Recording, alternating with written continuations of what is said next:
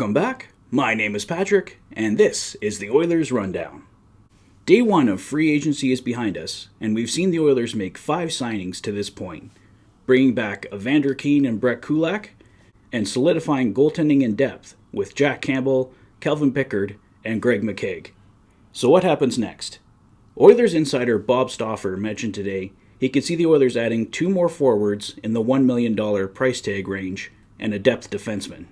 We know that Jesse Puljujärvi, Warren Foegele, and Tyson Barrie are all possibilities to be moved at this point, but it's also possible that all 3 players return.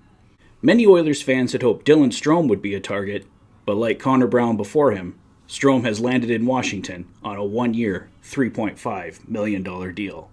Let's take a look at the Oilers roster as it sits currently. As we can see, without subtraction, there isn't much room for addition. We expect Dylan Holloway to be on the roster, but that's not a given. Devon Shore could be sent to Bakersfield as well, but those are 2 of your value contracts right now. Moving them down creates minimal cap space. Philip Broberg, short of an injury or horrible training camp, is expected to make the roster. We were told yesterday Slater Cuckoo will be back, but he may get beat out by Markus Niemelainen or Vincent Desharnais for the 7th D spot. With Campbell and Skinner, the Oilers are set in goal. If the Oilers are looking for $1 million players, I'm going to throw Sam Gagner's name in the ring, and I know I'm not alone in wanting this. Gagner is one of my favorite all-time Oilers, but it wouldn't just be a nostalgia signing. Gagner finished with 13 goals and 18 assists for 31 points in 81 games last season with Detroit. He's still producing and still durable, with the ability to play center and right wing.